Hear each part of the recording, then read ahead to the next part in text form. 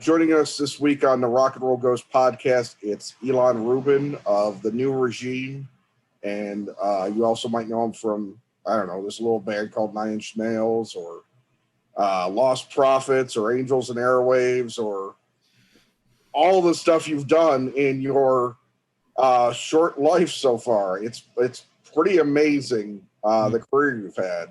How are you doing today, Ilan? I'm doing well. We had to knock Lost Prophets off the resume there for some reasons that people might be aware of, but Oh no, oh hey, yeah, sorry. nothing to do with me. But yeah, Yeah. Sorry, I forgot about that. Do you want me to do it? Start over? if you'd like, or That would be fine if it's like that's something you don't yeah, want. if you don't mind, go for it. No, not a problem. Okay, I'm gonna take two. All right, welcome to this week's episode of the Rock and Roll Ghost podcast. Our guest this week is Ilan Rubin of the New Regime, Nine Inch Nails, other bands like Angels and Airwaves, which he was in for quite a bit of time as well. How are you doing today, Ilan? I'm doing well, thanks. I'm still in Good. Angels and Airwaves, by the way. Oh, technically you're still in. Okay, Yeah, we've got an it's album one of coming up. those. And Oh, cool. I didn't realize that. Oh, awesome. we'll talk all about it. That's why we're here. Yeah, cool. Well, first of all, you've got the main reason we're talking is because of the New Regime Yes, sir. and the collected album Heart, Mind, Body, and Soul. Can you Correct. tell us a little bit about how this album came to be? It's basically a bunch of EPs that you kind of streamlined together, correct? Well, it was definitely released that way because Yeah. the album is quite long. It was initially 16 songs with a deluxe version coming out a few months ago that was 20 studio recordings and then some demos and live stuff in there as well. But long story short, it's a it's an album that I'm immensely proud of. Came out at the absolute worst time ever, which was March of last year, just before the world shut down and is slowly crawling out of at this point in time. Yeah. Yeah, it's a great album. There's a ton on it. It's very versatile, and I'm very proud of it. And yeah, as you said, because it was a 16 song album to begin with, rather than putting all that out, we kind of split it up into four separate pieces and put it up that way, which was cool because the album as a 16 song piece was arranged one way, and then each of these sort of quarters was arranged another way in terms of the song sequencing and whatnot. So Right. I think it served a lot of cool and different listening experiences.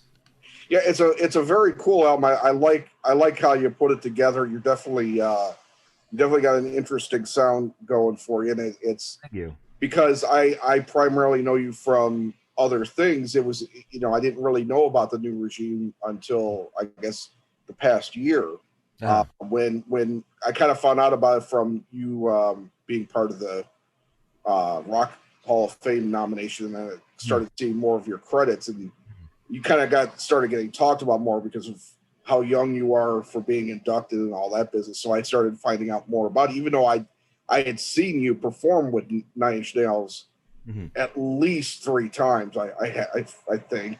You're awesome. I know I saw you guys at Lollapalooza one year, and I saw the Wave Goodbye tour when you played Chicago, and I Mhm. got to see Peter Murphy with you guys, Yeah. which was really cool.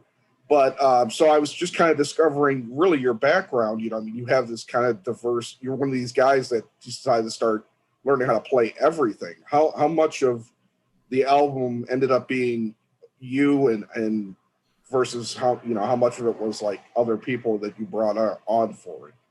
Everything that is out there as the new regime is 100% me. Okay, there's no guess at all. None whatsoever. That's I cool. write, play, and sing everything that you hear as the new regime.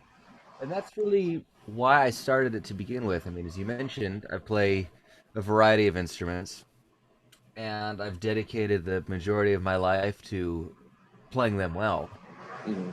And it was around 18, maybe 19 years old or so, where I thought, well, what's the point of being good at all these instruments if I can't do the thing that is most important, which is sing?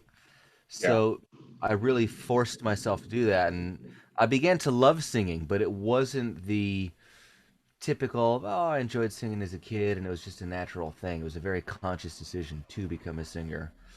And fortunately, it has been natural for quite some time now. But I literally saw it as almost a means to an end to be able to fulfill my artistic vision entirely and not have to depend on anybody else. Gotcha.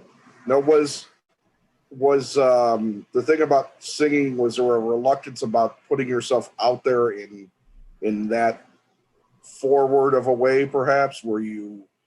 Did you feel like maybe you were more of a background guy and you just kind of like were pushing yourself towards the front? Not necessarily. I mean, I can't tell you that I had ambitions to be a frontman when I was a kid, Yeah. but rather than it being reluctance, I suppose it was more so shyness because Yeah. singing is the one thing that you just have to, as you said, put yourself out there. You have to be loose or it affects the way that you sound or the way that you perform. If Right. you're shy as a drummer, yes, it may affect your rhythm or whatnot, but the tone of what you're doing will still be very similar. Same as a guitar player. Obviously, I'm not talking about crippling fear and anxiety because you'll hear that or whatever it Yeah. is Yeah. you're doing. But even just kind of slowly getting into something as a singer, you have to be completely loose and comfortable to do your best. And I think that was initially the biggest hurdle, and it's probably often the biggest hurdle for anybody beginning to sing. That and getting used to the sound of your own voice. It's funny Yeah. that it's something that a lot of people don't understand is that you're used to hearing the voice come out of your mouth, but when it comes back to you, it's not what you thought it was. Right. And the more you sing, the more you hear your own voice. The version of what you thought in reality slowly come together to be the same thing. Yeah. And fortunately, that was gone 10 years ago, but those were the Yeah. initial hurdles of like, Yeah. it's a lot easier to pick up some drumsticks or pick up a guitar or sit at the piano. This is Yeah. this is a different beast, but I'm Yeah. For thrilled. sure. I'm thrilled that I put in the time when I was younger. Yeah. Well, I know just from doing this the past 20 years, it took me forever to get accustomed to the sound of my voice for transcribing interviews and And stuff. that's just speaking. Yeah, You yeah, know, yeah, your yeah, voice changes depending on which register you're singing in, what kind of song you're singing. It's quite an instrument, the voice. But well, what and then there's the difference between doing it in your home, in your home or your studio, or a studio, versus performing live. Um, what what was the leap for you from going from the secure place where, okay, you figured out you could deal with your voice and you figured out how you like the sound, and then you took it live. Mhm. What was your thought? What were your feelings and thoughts when you first kind of started creeping out live? As a front man. It's a different thing because, for example, I'd say all, if not most, of the vocals on my first album, which is an album called Coup. I mean, if you were to go through the multi tracks, you can hear me hitting the space bar of punching myself out because I tracked all the vocals by myself. I was extremely shy. Now, that shyness kind of goes away when you're on stage because you don't really have time to think about it. You're in it and you do it. However, the voice is it's its own beast. You know, you got to warm up, you got to strengthen it. It's a muscle. And hearing some early performances ages ago. I mean, I'm sure they don't even exist. But at that point, I was like, "Ooh, this is something else. This is something that I have to learn how to do Yeah, properly." And that was a great experience. But I've always since then have also taken the sort of mechanics of it seriously because there's nothing worse than being a singer and losing your voice on tour. Obviously, right. it's one thing to get sick and you can't necessarily avoid that entirely, but it's another to sing improperly and as a result have issues performing live. So Right. I've really put in the effort there. and it's definitely paid off. But as things develop, you definitely start honing in on and focusing on different things than you may have started. So when I started, I was very conscious about range and pitch. Yeah. As time progressed, it became more about the style of the performances and the variety of the performances. And I suppose just like anything else, your interests kind of change and you prioritize different aspects of what you do. So as a singer, it's constantly changing. Yeah, I mean, I can imagine you go from the point of realizing that you kind of need to sing to do your music to the point that you're taking it on tour to trying to come across the right way, and then Hmm. you're slowly adding things on like present stage presence Hmm. and dealing kind of controlling the crowd in a certain way. I mean, you think about some singers like somebody like whenever I see Depeche Mode, I just am in awe of like how Dave Gahan can just he can sing that well, but he really knows how to play a crowd. You He know, is fantastic. yeah, and it's like, but there's like this certain other level that you just being a front man is as cliche as it is, it's a big deal. Yeah. It's you're the one primarily being focused on for good or bad. And Right? what you're talking about right now, obviously Dave Gahan's a great singer, but the front man and the commanding aspect of being Yeah, a singer are two very different things, and they don't always coincide with one another. And it also depends. I mean, Dave Gahan's not playing an instrument, so he's out there yeah, moving his body constantly. yeah, You then have the type of people who are also instrumentalists, and they kind of have the luxury of holding a guitar, which is something I don't take for granted. I mean, when I'm not singing at the microphone, yes, I'm moving around stage and I'm doing other things to enhance the performance. But you have the other guys out there who it's just them and a microphone, and the rest of it is ego, performance. I mean those things in the best yeah. way possible, but it takes a certain kind of personality to just have a microphone and say, "This is me," and you're all going to do what I tell you. Yeah, because I mean it's pretty naked, quite frankly. There's, Mhm. what is the live setup of the new regime typically? Where are you playing guitar and singing, or how does that work? Yeah, it's been a while since I've had a stage piano out, but the most recent, I'd say for the last few years or so, the new regime has been a three-piece band. Me Okay, on guitar and singing, a bass player who sings, and a drummer who sings. That's pretty okay, much been it. But earlier on, I would take out a stage piano. I mean, it sounds fancy, but I'm just talking about a full range keyboard because yeah, a lot of the new regime music is piano based. yeah, But when you're opening for other people or supporting acts and you have a 30-minute set, you just got to get out there and make the biggest statement that you can, and that's not always done from the piano. yeah, yeah, for real. But it's definitely a very important element of the new regime. Yeah. When you last toured, who were you performing with? Who were you going on tour with? The new regime was supporting Silver Sun pickups. That was the last run that we did, Okay, and that came to a screeching halt due to so a that lot. was right. Yeah, Yeah, okay. it That's was it a was good band to be out with, actually. yeah it was very bizarre because obviously up until that point you had either hardly heard of COVID-19 or Mhm. coronavirus. I never know when the branding changes on these things. Yeah, yeah, The what it's referred to. But as of January, February, there were light grumblings, but then you're out in March, and cases are going up. And I recall specifically asking their tour manager, "What do you think the deal is here? You think we're going to be able to finish this out?" And he's like, as of last week, I would have said absolutely, no question. Now I'm not so sure. I'm thinking now we'll probably do one or two more shows and probably have to call it and go home early. The very next day after that conversation, the show was in Knoxville, Tennessee, or what was supposed to be a show. I remember pulling up to the venue, seeing none of the trucks loaded in, and just thinking, all right, that's it, it's over. Yeah. And I drove from Knoxville, Tennessee, straight to San Diego and LA, Wow. and been home ever since. That's crazy. That is absolutely Yeah, crazy. You yeah. I mean, couldn't get on a it's not. flight. Yeah. Oh no, no. I'm. Yeah, because the new regime travels nice and lean. So three Okay. guys, van, gear, and that was that. So it was really unfortunate, but honestly, it was one of those things that you can't be upset about. You can be disappointed about it, but you Sure. can't be upset because everyone has gone through the same thing. Yeah.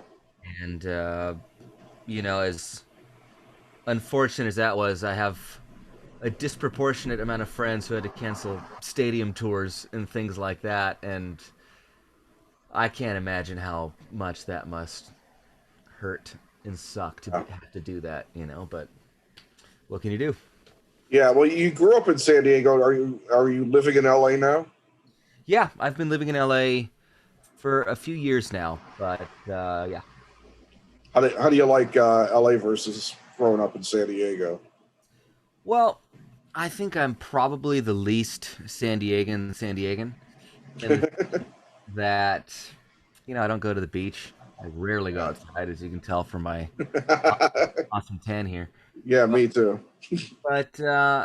really, what's most important to me in regards to what I call home is family. So, hasn't been a huge shift moving to LA. I mean, I still go home to San Diego every couple weeks or so and visit my parents and brothers and whatnot. But Yeah, it's not that far, it, honestly. Yeah. it's not at all. It's a couple hour drive, but because the family aspect is the most important, Right. there's nothing I actually miss about San Diego as a city because I don't do anything. Whether I'm Yeah. there or here, I'm in a room surrounded by equipment, writing and recording music. That's just not going to change. Yeah. So the shift was very easy, but it just came to a point where I figured it's better to be in more of a professional center, especially in between tours, because that was actually the very reason it took me so long to move up here. Because I thought, why am I going to move to LA when I'm gone most of the time on tour? But Right. it's those windows in between legs that have proven to be quite important, and it's been a smooth transition. But I definitely feel like this is home. But it's all in close proximity, so it's good. Yeah. I'm just I know a lot of people talk about kind of it's become like a thing, like the thing. But I mean, you you started out so very young Hmm. performing live. I mean, you were 11 at Woodstock '99. Hmm. You joined Nine Inch Nails pretty early in your career. Um, do you feel like you were always kind of uh, more mature, I suppose, than the age you were? Were you looking to move further than people typically at your age were? Was that something, or is it just that you wanted to play and you just lucked out and things moved in the right direction? I suppose it's a bit of everything you just said. I've definitely been more mature or felt like I was comfortable at an age group above my own always, because if you think about it, joining my first band at 8, 9 years old with my brothers and basically his high school band, Yeah. you generally don't see a 9 year old hanging out with 17 year olds. It just doesn't happen. No. But from that point forward, it's always been the same kind of thing. Whether I'm a 15-year-old playing with 30-year-olds or I'm a 20-year-old in Nine Inch Nails. I mean, that's Yeah. just always seemed to be very comfortable. And in regards to being a kid and the friends I had at that time, I suppose I felt like I led a double life of sorts because I mean, I was playing shows when I was in the fourth grade. So it'd be one of those things like having friends and playing video games, but then I gotta play a show at night. and obviously I was always accompanied by my parents, but I knew that I was the only fourth grader playing a show at night and going to school the next day or whatever it was. Right. So there always has been this sort of element of a double life, not in an odd way. It's just I was well aware that not everybody was doing what I was doing, and of course, by the time I was in high school, by halfway through my sophomore year, I was touring too much, and I had to check into homeschooling. Yeah. So from that point forward, everything definitely shifted towards I am a professional musician, and that is my priority. Now, of course, my parents were adamant that I get straight A's and graduate with honors and all that fun stuff, but I finished early, and as I said, was touring pretty consistently, almost constantly at that point. That's absolutely crazy. I mean, it's just wild to think about somebody that young, going out on tour like that. The first time I had ever heard of something close to that was Tommy Stinson with the Replacements. Hmm. And he was the little kid, and his brother, he was just kind of tagging along, and they were like touring when he was 14, and I thought that was crazy. It's like you're just like kind of a blown that one out the door, just even younger, which is just wild. Can you give me just 1 second? Something popped up on my screen, and I don't want us to get disconnected. Hold on 1 second. Yeah, not a problem.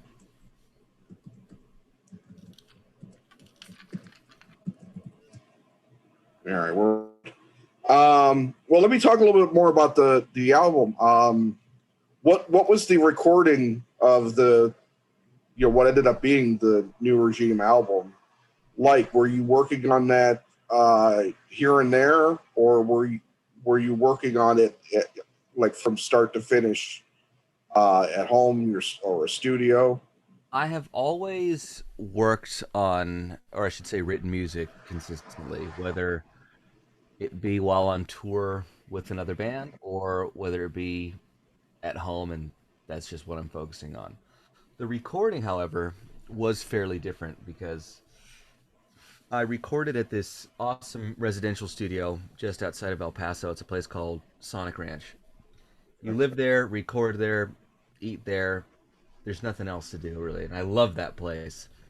uh, Tony Rancic, the owner, is a gem of a human being and a huge music enthusiast. But he's pretty much just built this world out there with all the equipment you could ever need, multiple studios, tons of space.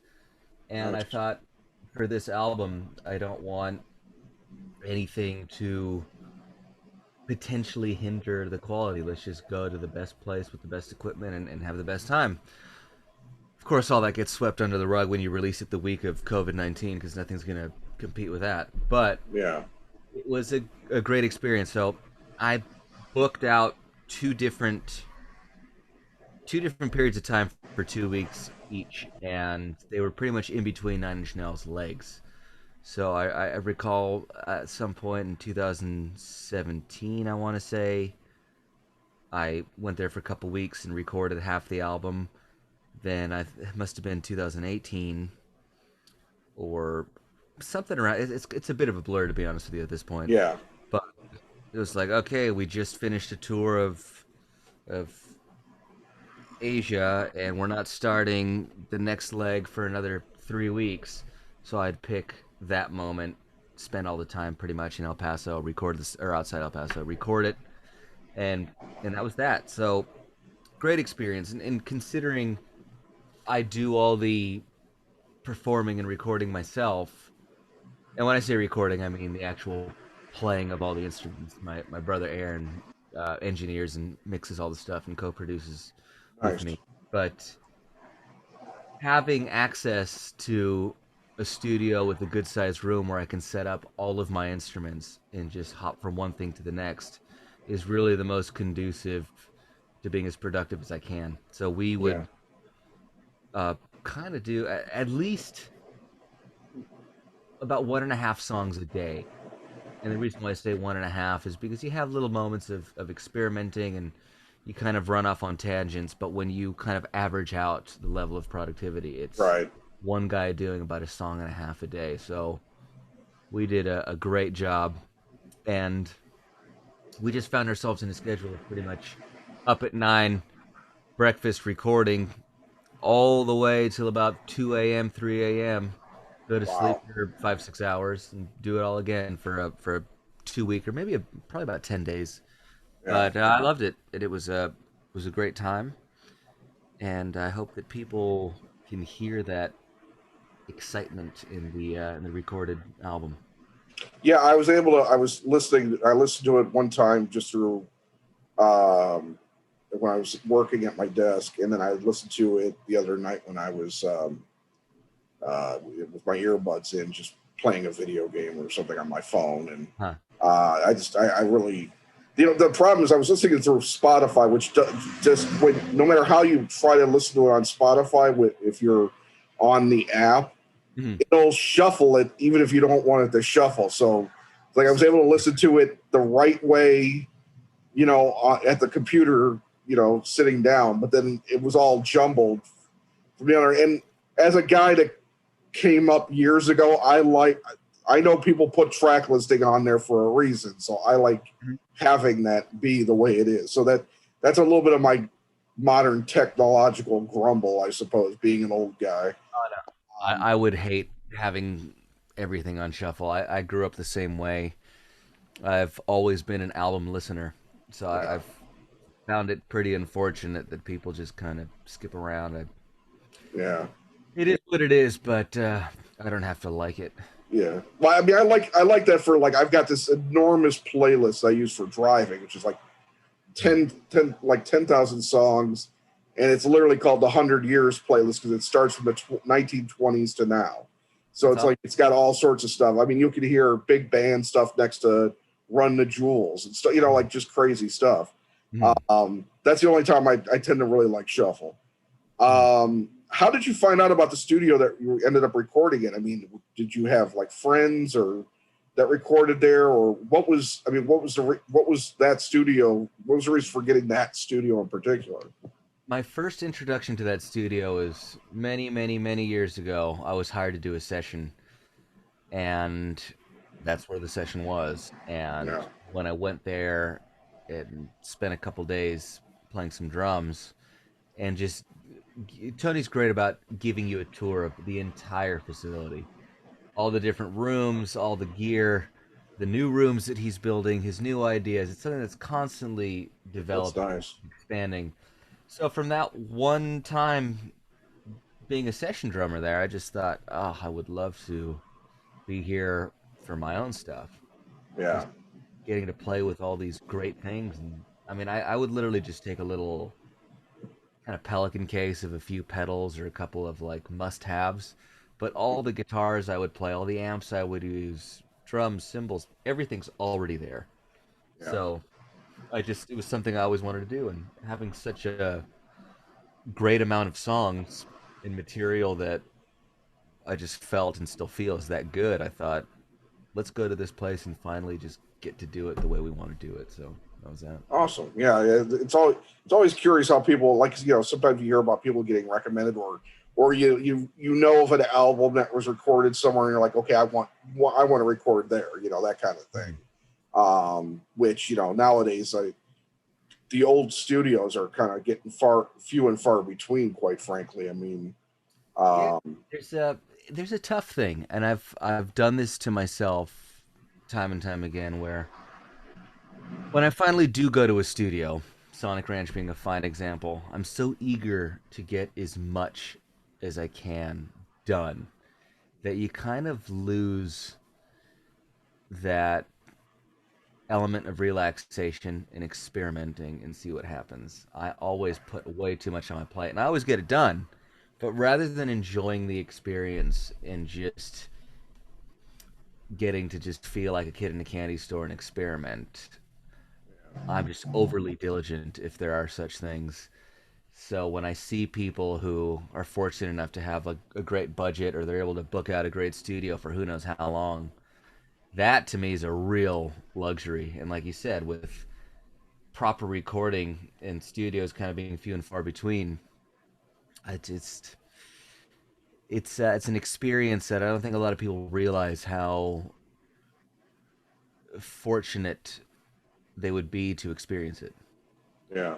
Well, you think about the era of these studios that we're probably thinking of, and it's like it's the era of great excess, really. I mean, especially when you get to the 80s and 90s, where people were taking, 5 years in between albums. They were literally locking themselves in the studios for that long. I mean, that Guns N' Roses album that was, like 10, Totally, 12 years in totally the worth the making. wait. Yeah, totally worth the wait. um, oddly enough, though, I've heard the songs live with Slash and Duff, and 100% better with those guys playing them somehow. I don't know how. Yeah, I Uh, believe it. I believe it. But yeah, I know what you mean, and I would love to have that experience of having more time than anything. But yeah, whenever I get into the studio, I it's something I do not take for granted. yeah. I just I get everything I possibly can out of it. But I often have to tell myself. I mean, I was out in the studio a couple weeks ago for the week, and I went about it completely differently than I ever have, which was I have no goal in mind. These are the materials I'm taking. We'll see what happens, and if nothing happens, I'm okay with that. And it was a great time, but I definitely have had to tell myself have no expectations, just enjoy the process and the experience of being in a studio and exploring. Well, it sounds to me like you grew up with a certain kind of work ethic. Is that something that your parents Yes, instilled in absolutely, you? absolutely. What did your parents do in terms of careers when you were a kid?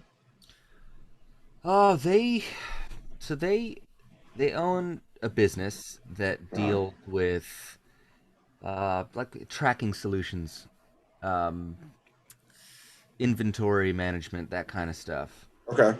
and software and hardware that has to do with that. So it certainly doesn't correlate to music.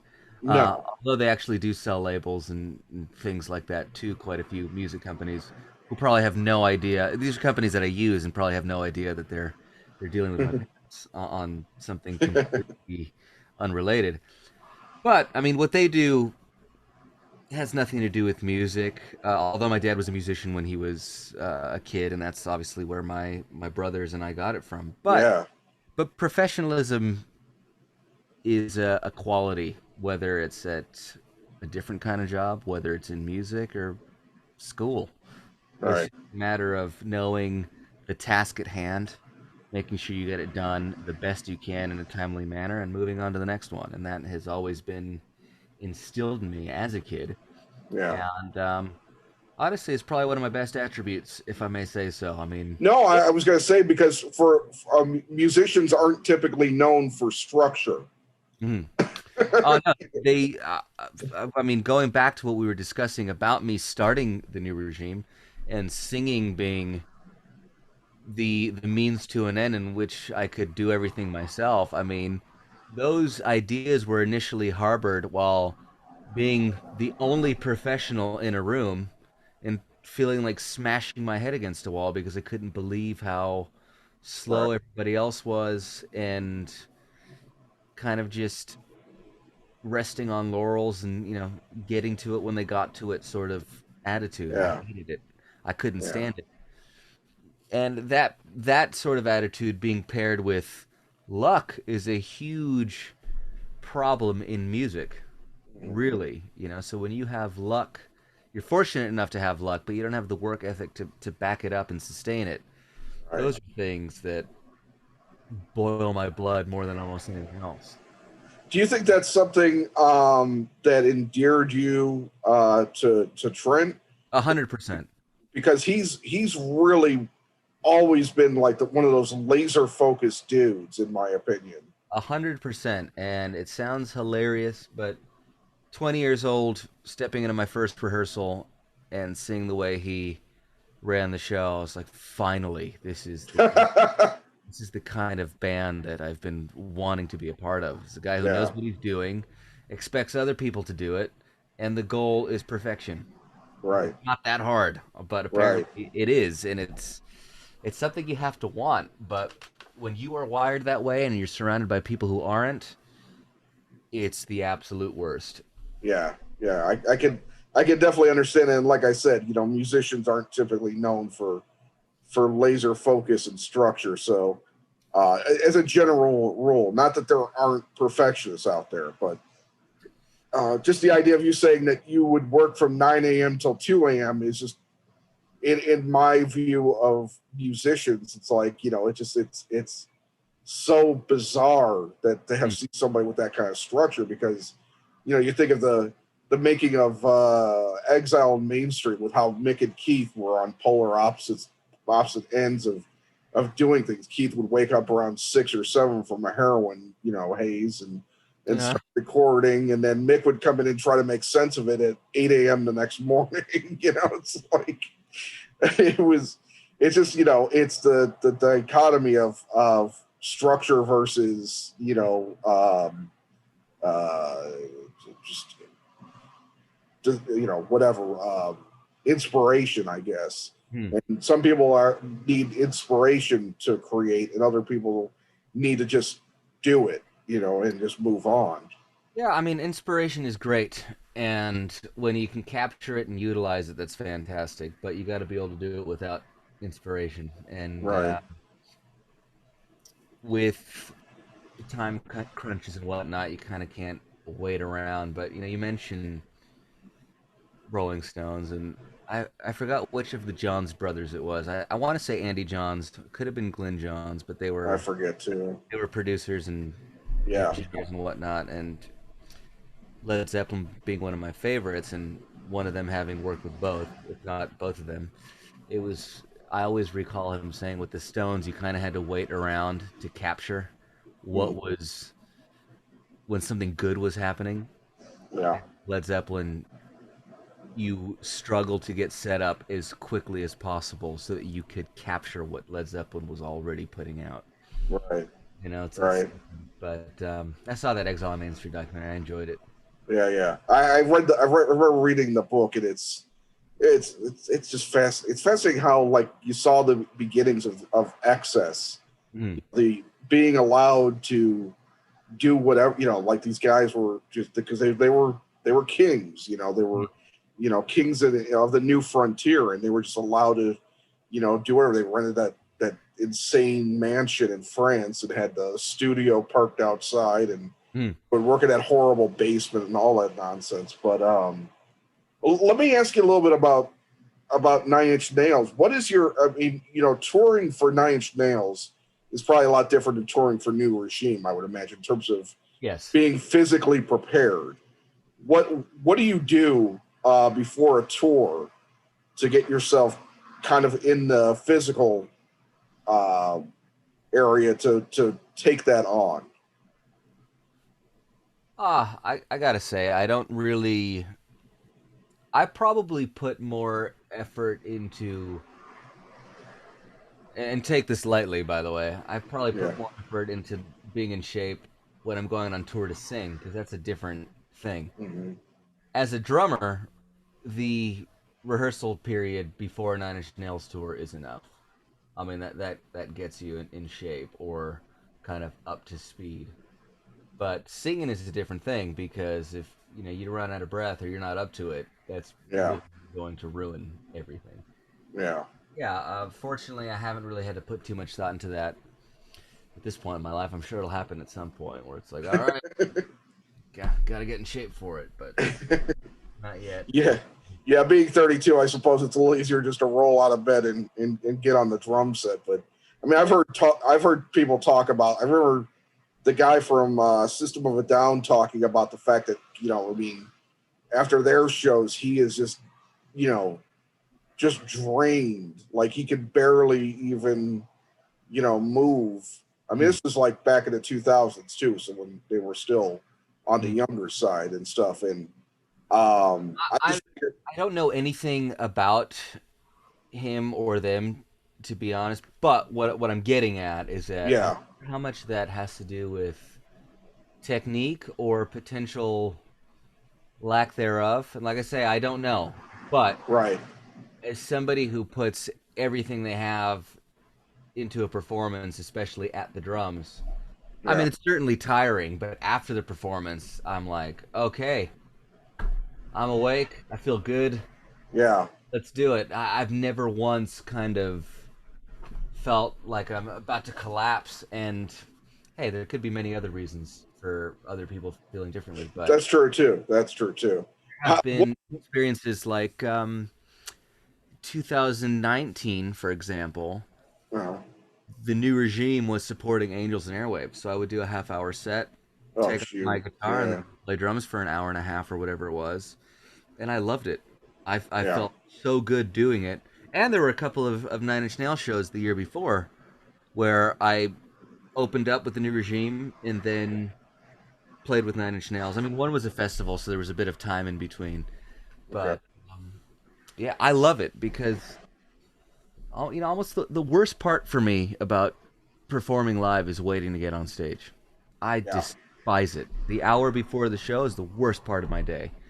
And once I'm on stage and that sort of anxiety is gone and it's just time to do the show, I love it. So once that hurdle has been jumped, I just love it and don't feel like I need to stop. Yeah.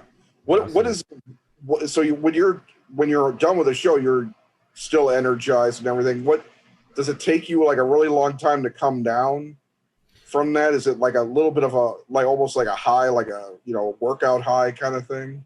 not quite. I mean, I've certainly never felt a high after working out. I despise. I'm allergic to working out. I can't. Okay.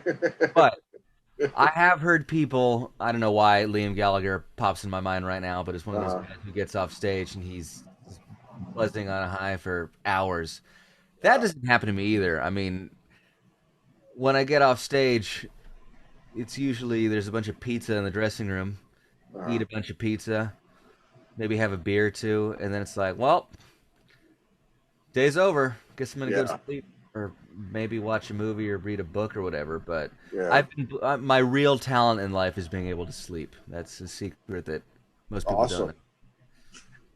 It's almost borderline narcolepsy. It's just if I'm not doing anything, I'm capable of just shutting off and falling asleep.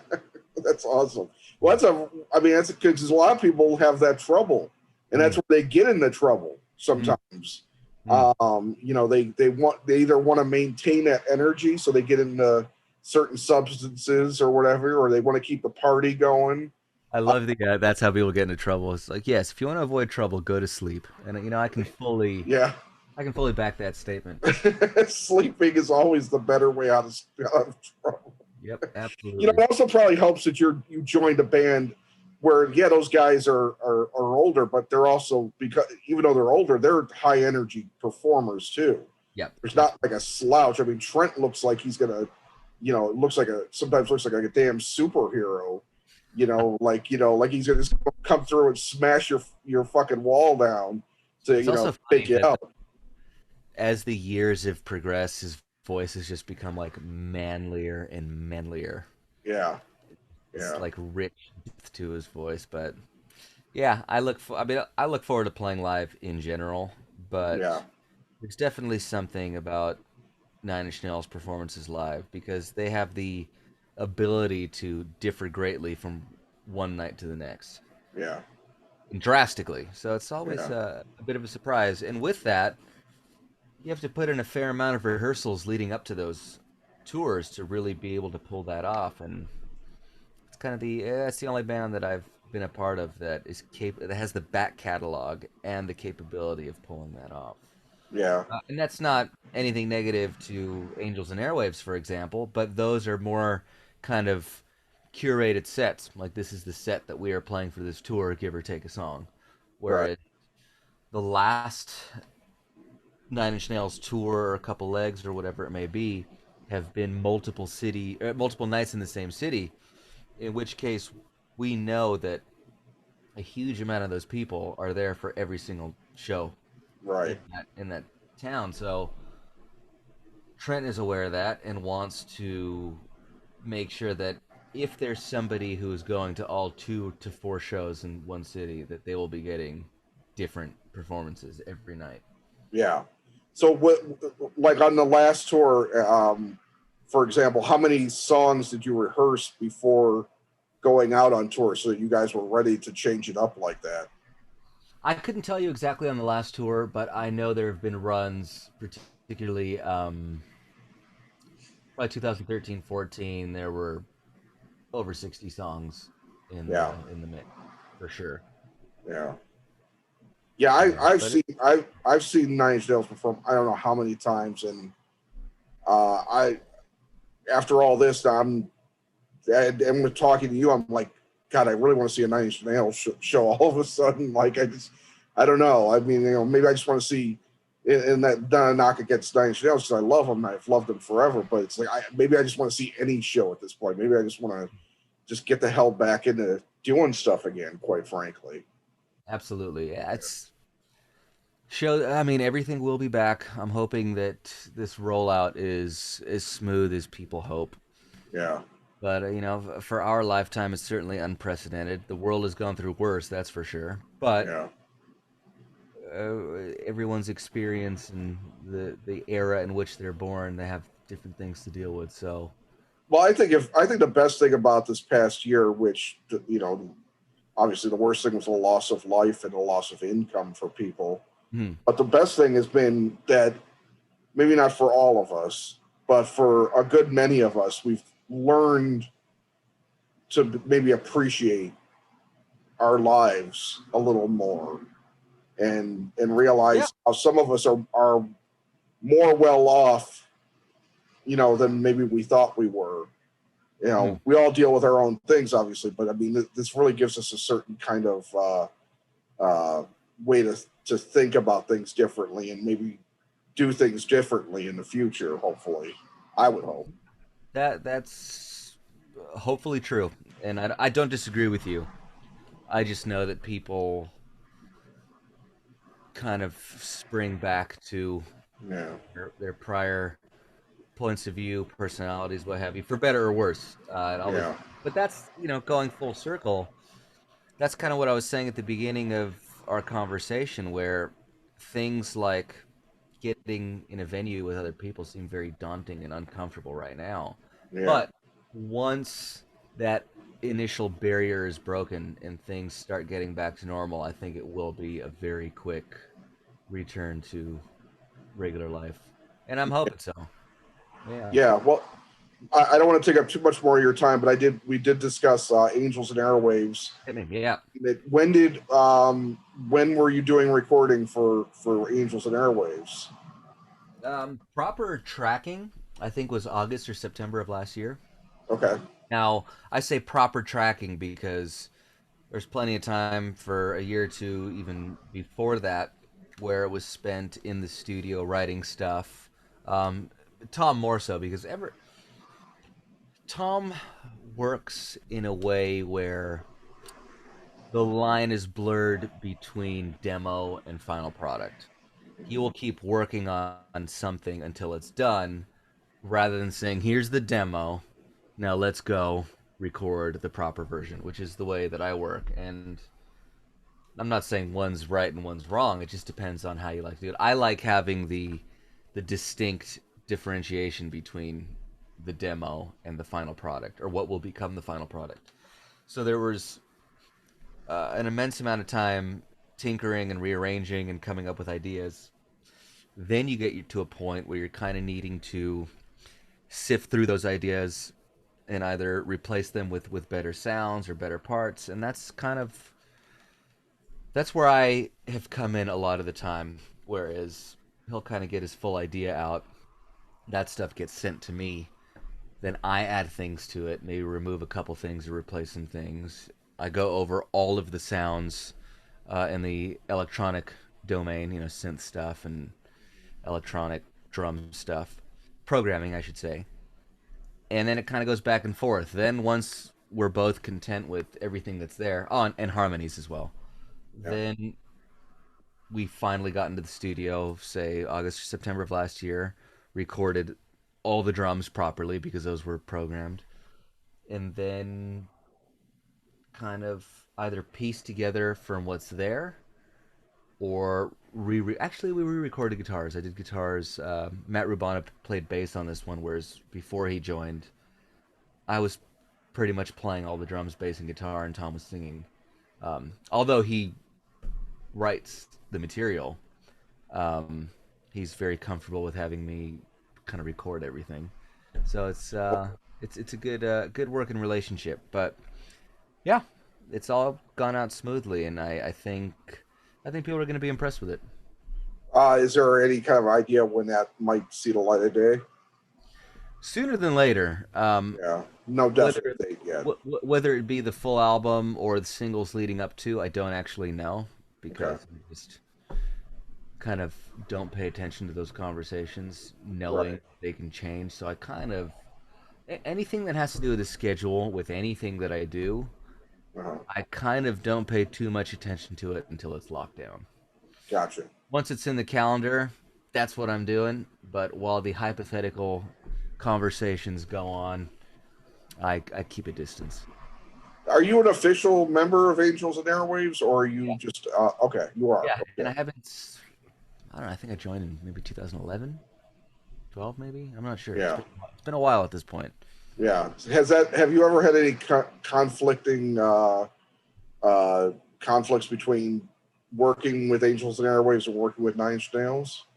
Like I said, not yet, but it's something that gives me constant anxiety when it comes to scheduling because Yeah, and this is another reason why until something's in the books, I try not to pay attention to it because right. it's a scenario where I'm in the middle. One camp is discussing what they're planning, another camp is discussing what they're planning. And when it looked like the two were going to collide, the lockdown happened. So it's Yeah, kind of worked itself out. And as I said, these are good problems to have.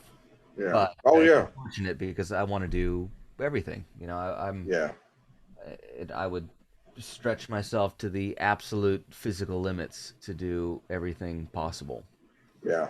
But I hope I don't have to figure some things out. But it's We have a perfect resolution if they both decide they need to tour at the same time. Just say, hey, Trent, just have Angels and Airways open for you. I And think just that do would be double duty. two sets of fans who would not like each other. I don't know why. Like that. Yeah, I don't know how much of a mesh that would be. And You're absolutely right. that's what's funny to me is because people know me from Nine Inch Nails, people know me from Angels and Airwaves, people see me for the new regime, and it's neither. So Yeah, yeah, yeah. I guess it's kind of hard to put me in a box, which I think is great. That is. I mean, I think it's going to do you well for the rest of your career, quite frankly. And I think Let's hope think so. yeah. Well, you've definitely proven yourself capable of being a multifaceted musician, Hmm. and you can by being that you could be a help to pretty much anybody, probably for the rest of your career. Hmm. I mean, would imagine. Um, Let me ask you one final question. It involves drumming specifically. I used to drum. Sometimes I wish I was still doing it, um, but my drums got ruined in my mom's old house during a flood. Hmm. So I do see you have like a electronic set behind you. That's sort of the thing I wouldn't mind getting because Hmm. you're not bothering any neighbors with that. I'll Uh, tell you what. I'll tell you what.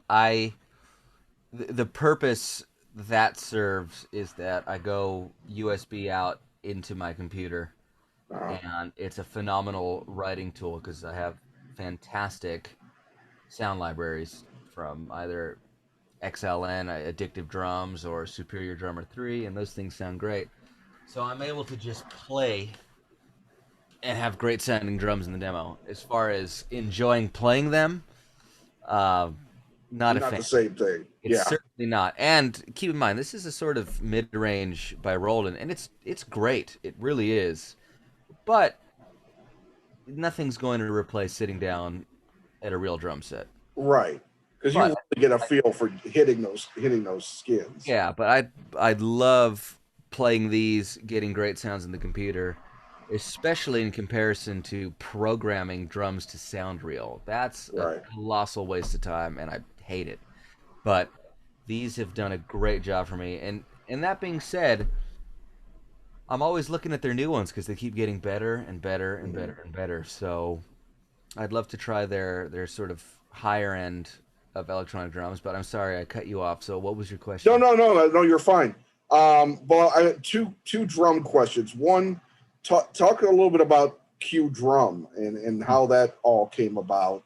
It's basically your drum company, essentially, Well, right?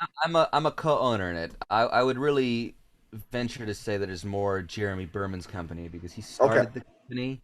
It was his idea. He is the head builder, and really, it's his vision. Now, what happened was I was with another drum company since the age of 12 called OCDP or Orange County Drum Percussion. And they were a very popular brand of the day, and they're still around. But at some point in time, Guitar Center purchased them, and the sort of day-to-day operations of the company really changed. And I pride myself on being very low maintenance, but something just didn't feel right. It wasn't the same company that it had been when I joined the roster as a 12-year-old or whatever. So, Right. and Jeremy worked at that company. That's how we knew each other. Oh, cool. So he left that company, and I want to say around 2012, he started building his first kits that would become Q Drum Co. And I found myself in a situation where I was like, I can either go join another drum company, or I can kind of get involved on the business side of things with Jeremy because I truly thought what he was doing was unique. I mean, there are a million drum companies out there who are completely uninteresting and are rehashings of the good things that have worked for drums in the past and the bad things that have worked for drums in the near past. So what he was doing with metals, and for anybody who may be listening who is unaware of this, a lot of what Q Drum Co. manufactures is based around metal, whether it be copper, brass, stainless steel, galvanized steel, aluminum, so on and so forth. And the drums are actually made out of these materials. They're rolled into a shell, they're riveted at the seam, which is a nice aesthetic. But the most important thing is that they utilize a sort of hybrid construction method where the shell is made of metal, but the reinforcement hoops, which are rings of wood on the tops and bottoms, have a beautiful bearing edge on them so that the drum heads are sitting on wood on perfect edges. And Jeremy's kind of got his own thing there that he has discovered over time that he loves the sound of, and I love the sound of. But these, like I said, he's the main guy, and you have this hybrid of a drum that's sitting on wood and has the attack and warmth you would expect from a wood drum, but they kind of resonate through these metal shells, which provide a unique sound. And people have made stuff out of metal before, and people make stuff out of metal now, but it's this hybrid technique that is truly unique to Q Drum Co. For example, the earliest I can think of would be Ludwig and their stainless steel kits in the 70s, which I would love to have one and will have one day. But those things are purely metal. They're rounded over at the edges, and they sound great, but they sound how they look. They're very live and boomy, and that may not be for everybody.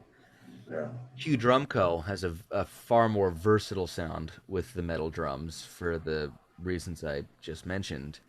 But I was really taken aback by the ingenuity of it, and most importantly, the quality of it. And that's why I decided to get involved. So obviously he was maybe holding some ideas in his back pocket for the inevitable day that maybe he'd have a chance to break out on Yeah. his own. I honestly don't know. I mean, he's a very crafty guy, and for Yeah. example, this actually the story I'm about to tell you might somehow coincide with his idea for drums. I could be wrong, but I Right. was when I said he was a crafty guy. I recall one of my first tours, actually my first actual tour with Nine Inch Nails was in Australia in 2009, and there was a point where Trent jumped into the drums and something knocked into the floor tom and put a hole in it. and it was a maple shell, went right through it. Yeah. And the next show that we had, I saw that Jeremy had cut out the entire part that was cracked in the shell. So it was now no longer cracked, but there was a square hole in it. And he got a piece of galvanized steel and kind of rolled it over that edge and then riveted into the shell. Huh. So it had a very cool look to it, but that was his way of really patching something up. And I would not have a doubt if he thought, it looks cool. I wonder what a whole kit of it sounds like. And then being surprised that it actually sounded really good. Yeah. Because a lot of people have covered wood shells with metal, and whether you like that or not, it has the look, but it has a different sound because in a way, and I'm not against this, but in a way, if you think you're putting a heavy material on wood, you're kind of choking out the wood's ability to resonate. So he, knowing that, probably thought, let me just make the whole thing out of metal and see what it sounds like. Right. 'Cause I think it's too much of a coincidence that he patched it up with galvanized steel, and then his first kit he made was galvanized steel. Yeah. But great stuff, and everybody who gets them is thoroughly impressed with the I should say the sound and b the beauty. But obviously, Yeah. you see them before you play them. So Yeah.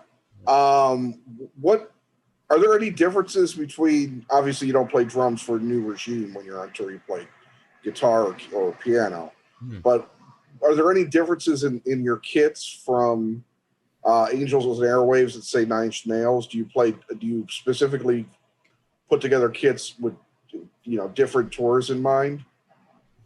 Not necessarily. I mean, the only real difference would be in my first tom, whether it's a 14 or a 13. But I'm Okay. always playing a 26 and then 16 and 18-inch floor toms.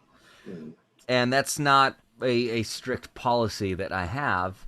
mm, It's just the 14 definitely lends itself to Nine Inch Nails.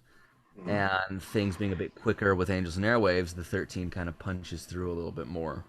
Gotcha. But I've been a Bonham sized drum enthusiast ever since I was tall enough to do so. Yeah. And 26 is my favorite. But it's weird because everything kind of works in phases. Yeah. And for the longest time, I've really been wanting to track down like a really nice vintage bop kit, whether it's a Ludwig or a Gretsch with like a 12, 14, 20, just a really nice little compact jazz setup, which is obviously the borderline antithesis of a 26, 14, 16, 18. Exactly. But all Something these, like a Buddy Rich thing.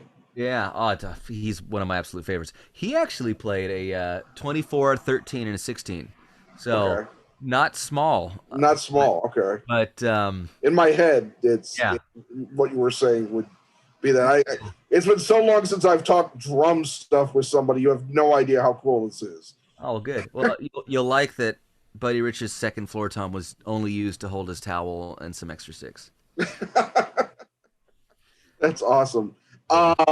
Well, I remember the big craze for a while were the old, I guess what were they, the Ludwig ones, the clear sets, remember? Oh, Vistalites, yeah. yeah. The 2000 era was kind of like, I think it was like Secret Machines had those, or somebody, I forget who had those, but they Hmm. were making a huge comeback in the 2000s, I remember, in bands.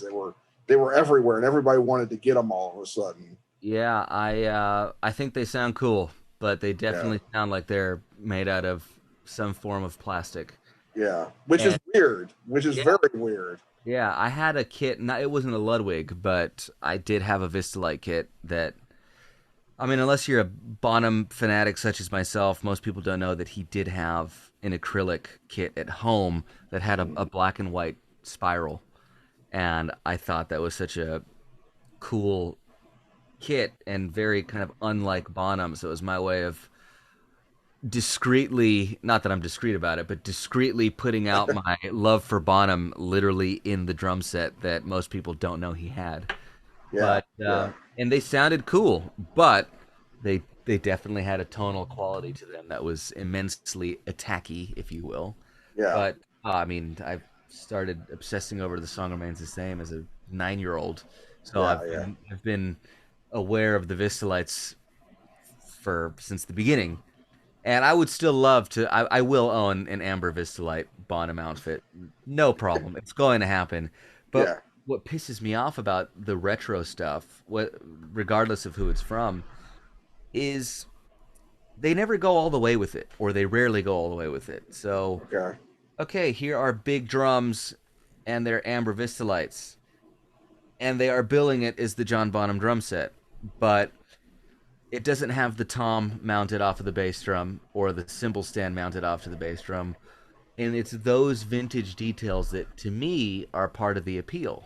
Right. So I personally, all my kits, I have my tom in a snare stand, and there's no Right. need for a mount out of the bass drum. But when I look for the appeal of a vintage aesthetic, it's those things to me that really seal the deal, and it bums me out when people don't do it. I mean, this, for example, this is something I love about what Gibson has been doing for a few years now, is they go out of their way to say their guitars are non-weight relieved, and it's like that is something that to me is really important. You know what I mean when I say that? What does that mean? Yeah. What does that mean? Well, Gibsons are known for often being very heavy guitars, and it's one of the reasons why I love them. But as time has gone by, they often would take chunks of wood out of it to make it lighter. Yeah. But if you pick up a light Les Paul, it kind of doesn't have the same vibe as an old heavy Les Paul would be. So when they have, since new ownership and whatnot, when they talk about vintage specs, they mean it. And they say, this guitar is non weight relieved. It is going to be heavy. Okay. And that is something that I would expect. So if somebody is billing their drum set as a vintage drum set, but it has the sort of modern amenities, on the one hand, I understand the appeal. But on the other, if you're going to bill it as something, I would love to see people go all the way with it. So you're a bit of a purist in that regard. Yeah, well, I suppose it has to do with the advertising of it. Right. So they're trying to have it both ways. They're trying to appeal to something classic while also trying to make it modern.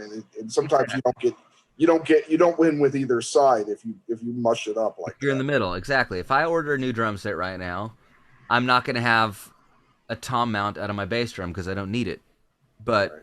if I buy an old drum set, or what is meant to be an old drum set, basically, here's what I would say. I would love for these companies who build something as a vintage whatever, I want those drums to look the way they would have looked had I bought them when they were originally built in the 60s or the 50s.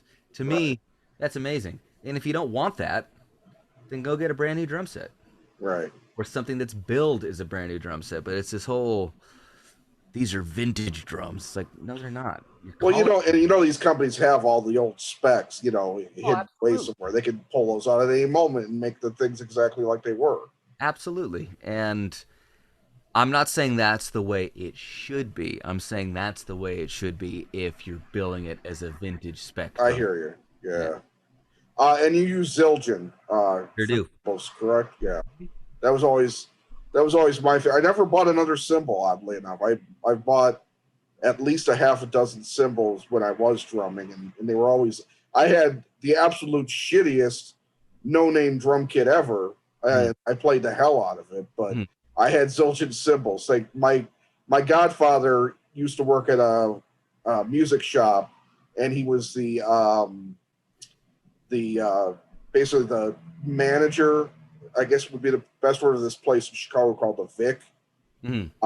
And he always had really cool stories to tell me about, setting up ZZ Top or the time he put Phil Collins' drum set the wrong way. Mm. Phil drums left-handed and he put it Yeah. right-handed, and Uh, Phil came out and said, "Hey mate, that's not the way it goes," uh, which I always thought was funny. that would be Um, something that you should know before setting up a drum set. I Yeah, would. yeah, yeah. I don't quite know how he fucked it up that bad, but he was also a man that enjoyed his substances, so that could have been part of it. Mm. Uh, but yeah, just drum stuff. It's that's been a pleasure. Just Mm. kind of dipping back in the past with you about stuff Well, I thought about talking about in forever. I'll tell you what, it's interesting because when I started learning on my dad's drums, it Mm, was all of his vintage stuff, down to the super thin flat based hardware mm, that just would not fly anymore. But also the cymbals were kind of split in half. It was two vintage Zildjians and two vintage Pisces. mm. And being a Bonham fanatic, I love Pisces. Being a Stuart Copeland fanatic, I love Pisces. And the first company I was with was actually Pisces. And Yeah, I think they, I mean, they've obviously made great stuff. I'm not really aware of what their catalog offers today. But when I really started making strides, say around 16, 17 years old, mm, I was playing much bigger shows. I was traveling all over the world. And for whatever reason, they, and it sounds bizarre, but kind of weren't able to keep up with that. And they kind of told me, you know, if you break cymbals, but it's not a quality defect, we kind of can't swap them out. And at that point, I thought it was the most bizarre thing in the world where they were very early supporters of me. I think they did a cymbal deal with me when I was like 11 years old, yeah. which is crazy. And I'm still grateful to them to this day for doing that. Oh hell yeah. But then it's like when that investment can finally pay off and I'm playing in huge places and festivals and doing it, it was like, yeah, unless it's a defect, we can't really swap them out. And that obviously wasn't going to fly because I'm not going to hit the cymbals any lighter, you know. Right, But right. as I said, growing up, I played both Paiste and Zildjian, and Kirsten at Zildjian, who is an angel amongst men, we had a conversation, and she was like, "Well, if you ever want to try anything out, you know, because I had also spoken to her as a kid when I was trying to, you know, get a cymbal deal." And so Yeah, her and I knew each other, but there came a point where she's like, "If you ever want to try anything, let me know." yeah. And I said to her, "It's like, well, what happens if I break them because I hit kind of hard?" And she's like, "I don't care if you run over it with a truck." And I was like, "How can you say no to that? That is fantastic." Been with them ever since. I Yeah. absolutely love the cymbals, and what I love, and here's a great example. God, I didn't even intend for this for No, this no, hey, conversation to hear dude, I this. love it. I love No, it. their Avitus or Avitus line, however the hell you want to pronounce it. Yeah, yeah, yeah. The cymbals are phenomenal, and they legitimately remind me of the cymbals that I grew up playing. They nail Awesome. the vintage aspect. It's fantastic. I love their Carope stuff. I love their Constantinople stuff, and this also plays into just changing of taste over time, or kind of just wanting things for a change. Before, I'd play nothing smaller than like a 21-inch crash, or I have all rides as different crash cymbals, and big and bright and loud. Yeah, And then I've just gone the other way where I don't really play anything small, but you know, a 19-inch crash is for a while was something I considered small, but yeah. just darker and thinner is what I've found myself enjoying for the last few years. And those Avita cymbals in particular are just absolute gold. But like I said, any of those vintage inspired cymbals, they do such a good job of nailing that sound. And they just offer such a variety of tones out there. And you know, it's sad because I love cymbals, but I have forced myself to kind of be very detached with them because I know they're going to break. I'm not going to Mhm. break a drum set. You know, I don't Yeah. give a shit if I dent the heads because I'll just swap out new ones. But cymbals, they're all a little different. And once that cymbal breaks, you're going to get in the ballpark if you replace it. But there are some cymbals where I'm just like, if these are rare or if you're not going to be making it, I don't even want them because the day when I crack them is going to be a sad one. Yeah, yeah, yeah. You know? Keep those, maybe keep those rare ones for just, Yeah. recording or something, just so you could have a different sound. How do you make the decision on what to go on tour with, though, in terms of sizing and style within the brand? I mean, you say you're using a 19 that's darker and thinner. What how do you know if, say, you get something new from them? Say they said, here's a bunch of stuff we want you to test out. Do you take it on tour to see how it sounds? No, honestly, I'm not the pickiest. So Uh, the sizes being the first point of contention, as long as I'm in the ballpark, I'm easy. I'm really not yeah. picky at all. However, over time, I have just stumbled across things that I know work regardless of the genre. So, for example, a 24-inch K-Lite ride works for any band I'm playing with, Okay. and that is there whether I'm playing in a garage or if I'm playing with Nine Inch Nails or Angels and Airwaves. Crash cymbals is whatever I'm feeling at the time. So, pretty much with Nine Inch Nails, Angels and Airwaves, my drum set has been all Avidus stuff, with the exception of the Ride, which was a K-Lite. And if they had a 24-inch Avidus, I would probably get one of those and try that out. But I'm also a creature of habit, so once I find something that I like, I do stick with it until I have that feeling of wanting to try something new or explore a little bit. Right. So you use Avidus for your hi hat and your And crash, crash, yeah, and then the K for the ride. yeah. Um, what's your full setup? I mean, how many crash cymbals do you typically take on tour with How many I take with me, I have no idea. Just because you? whoever is teching will determine what they think I may need. Gotcha. Well, I But don't mean like I don't mean like quantity wise. I mean oh, what will you the setup. typically? Yeah. Sorry, Two crashes, ride, and hi hats. that's it. That's it. No splash, no nothing. Well, Nine Inch Nails is not typically like a splash. Not a splash band. No, you don't normally hear that little splash of cymbal. Uh, Yeah. yeah, well, no, I really appreciate you talking about this stuff because I don't think people, unless you're talking a drum magazine, people generally don't get a chance, I think, to talk about Mm. gear. Quite frankly, I clearly have a gear issue. I mean, you if I can't. love it. I Yeah, love it. That looks like heaven to me. I wouldn't know what to do with most of it, but I think it's fucking heaven. that's part of the joy. It's like, what do? And then there you go. Yeah, my editor is gonna love looking at your stuff because he's a gearhead. So It is a mess right now, but yeah, it's one of those things that no matter how often I try to clean up and keep things neat when I'm actually writing or doing something, it ends up being a mess. it doesn't look that bad, honestly. All right, well, let me wrap up here, and I just want to thank you again for taking the time. This has been a real pleasure. Likewise, thank you. Yeah, and so Ilan, do you have anything planned for this year? I mean, are you recording anything else? You talked about Angels and Airwaves that might see the light of day this year, but is there anything else that you can talk about that might be coming up? I've got some new music of my own coming out, Okay. but what that is will be revealed in due time. Just kind of figuring some things out right now, but yeah, Gotcha. So it may not even be new regime. it may not be a new regime. That's interesting. All right. Well, Ilan, I really thank you for taking the time. I wish you the best of luck. Stay safe. Stay healthy. When you come on tour, I think I'm going to go see everything at this point. So whatever you perform as, I'll probably check it out. Fantastic. But you have a great rest of your day, sir. You too. Thank you very much. Thanks for having me. No, thank you. Have a good one. You too. All right. Bye.